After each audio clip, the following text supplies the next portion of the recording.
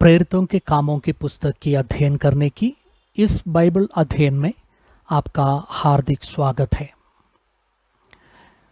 यह इस पुस्तक के बारे में एक सामान्य अध्ययन करने का कोशिश है।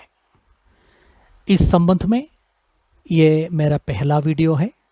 कृपया इस शिक्षा को सुनिए, क्योंकि मुझे विश्वास है कि यह आपकी मदद करेंगे आपको कलीसिया की शुरुआत के बारे में जानने के लिए और मसीही विश्वास में आगे बढ़ने के लिए। पहले इस पुस्तक का परिचय हम देखें। प्रेरितों के कामों की पुस्तक यानी एक्ट्स ऑफ द अपोस्टल्स नए नियम में पाई जाने वाली एक ऐतिहासिक पुस्तक है। ये 400 समाचारों में दिए गए विवरणों की शेष भाग के समान समझ सकता है। ये कलीसिया की शुरुआत जो यरूशलेम में हुआ था उसका प्राथमिक विवरण देता है।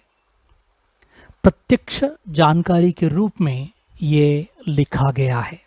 ये प्रेरितों ने पवित्र आत्मा की अगुवाई में होकर लोगों को प्रभु यीशु मसीह की द्वारा उद्धार प्राप्त करने में और कलीसिया की बढ़ोतरी के लिए जो कुछ किया उसका विवरण देता है। यह बताती है कि कलीसिया की शुरुआत और इसकी बढ़ोतरी के पीछे काम करने वाली अलौकिक शक्ति पवित्र आत्मा थी। चमत्कार तब हुआ जब प्रेरितों और अन्य शिष्यों ने पवित्र आत्मा से भरपूर होकर यीशु नाज़री के नाम से प्रार्थना की। ये पुस्तक इस बात का प्रमाण है कि सुसमाचार न केवल यहूदियों के लिए था बल्कि संपूर्ण मानव जाति के लिए था। यही बात प्रभु यीशु ने तब कही थी जब उन्होंने अपने शिष्यों को महान आदेश दिया था। ये हम संत मत्ती रचित सुसमाचार 28 अध्याय का 19 और 20 पदों में पढ़ सकते हैं।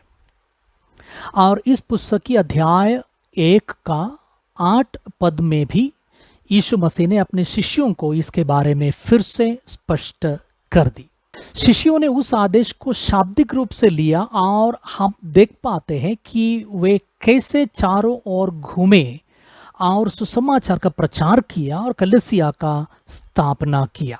ये हमें प्रारंभिक सताव जो पहला शताब्दी का विश्वासियों का जीवन में आया, पवित्र आत्मा की कार्य जो हुआ, प्रारंभिक ईसाइयों के बीच गलतफहमी, ईसाई मिशन के बारे में उनके विचार, धार्मिक समस्याएं इत्यादि विषयों के बारे में जानकारी देता है।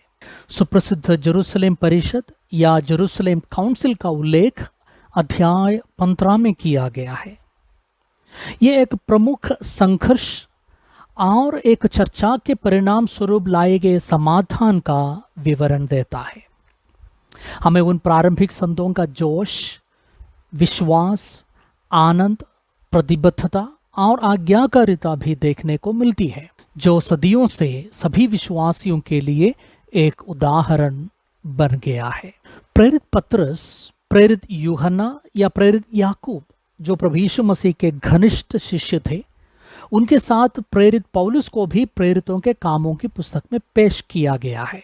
ये प्रेरित पौलुस का मन परिवर्तन और उनका मिशनरी यात्राओं का भी विवरण देता है। यदि लूका ने उनके बारे में उल्लेख नहीं किया होता तो हमें नए नियम की अधिकांश पुस्तकों के लेखक के बारे में कुछ पता नहीं होता। प्रेरित पौलुस के द्वारा लिखा गया सभी पत्र ईसाई धर्मशास्त्र और ईसाई विश्वासियों के जीवन शैली के बारे में है। अब हम देखें इस पुस्तक की लेखक के बारे में। ऐसा माना जाता है कि संत लूका इस किताब को लिखा है। अध्याय 1 का 1 पद में वो थियोफिलस नाम का एक व्यक्ति को संबोधित कर रहा है और कह रहा है कि उसने इससे पहले एक पुस्तक उसके लिए लिखी थी। हम इस प्रकार समझ सकते हैं कि वो संत लूका रचित सुसमाचार के बारे में बता रहा है। वहां पर ऐसे लिखा है, हे श्रीमान थियोफिलस, संत लूका 1 अध्याय 3 पद। थियोफिलस नाम का अर्थ है ईश्वर का मित्र या ईश्वर के प्रिय। हम अनुमान लगा सकता है कि लूका प्रेरित पौलुस का साथी था, क्योंकि 2 तीमुथियुस अध्याय 4 का 11वां पद में प्रेरित पौलुस कहता है कि उस समय केवल लूका ही उसके साथ था। वो एक चिकित्सक था, क्योंकि कुलुसियों 4 अध्याय का 14 पद में लिखा है, प्रिय चिकित्सक लूक। उनका नाम का उल्लेख फिलेमोन 24 पद में भी किया गया है। आइरेनियस जो एक चर्च फादर थे, उन्होंने लूका को प्रेरितों के कामों के लेखक के रूप में 180 एडी में सबसे पहले स्वीकार किया। कुछ लोग कहते हैं कि लूका प्रभु की सेवा के लिए अविवाहित रहे और 84 वर्ष की आयु में उनका मृत्यु हो गई।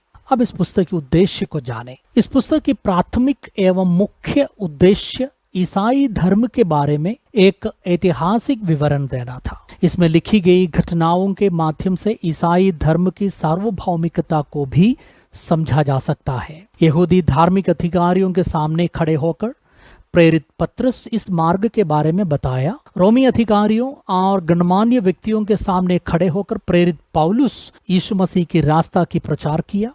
वो महासभा के सामने, एथेंस में भीड़ के सामने और राजा अग्रिप्पा के सामने खड़े होकर इस रास्ता की प्रतिवाद किया। इसलिए हम समझ सकता है कि लेखक का उद्देश्य ये भी था कि इस पुस्तक विश्वास की रक्षा या प्रतिवाद भी करे। इस पुस्तक की तिथि को समझे। 70 एडी में हुए यरूशलेम मंदिर के विनाश, प्रेरित पौलुस की मृत्यु जो 66 और 68 एडी के बीच में हुआ था, और 64 एडी के बाद नीरो के समय में हुए सताव, इन बातें इस पुस्तक में उल्लेख नहीं किया गया है। इसलिए ऐसे माना जाता है कि ये पुस्तक 60 से लेकर 62 एडी के बीच में लिखी गई है। आज के वीडियो को यही समाप्त करता हूं। इस पुस्तक की अध्ययन अगले वीडियो में जारी रहेगा। तब तक वर्तमान कलीसिया के लिए प्रार्थना करें कि इस दुनिया के सामने कलीसिया सही गवाह ठहरे, उस शांति के बारे में कलीसिया प्रचार करे जिसका वादा प्रभु यीशु ने अपने शिष्यों को दिया था। इस वीडियो को देखने के लिए हृदय से धन्यवाद। यदि आप इस चैनल वॉइस ऑफ बाइबल को सब्सक्राइब करें तो आप बाइबल और बाइबल के मूल्यों को सीखने में मदद देने वाली और भी वीडियो देख सकेंगे। त्रिएक परमेश्वर आपको प्रभु और उनके कलीसिया की सेवा के लिए आशीर्वाद दे। आमीन।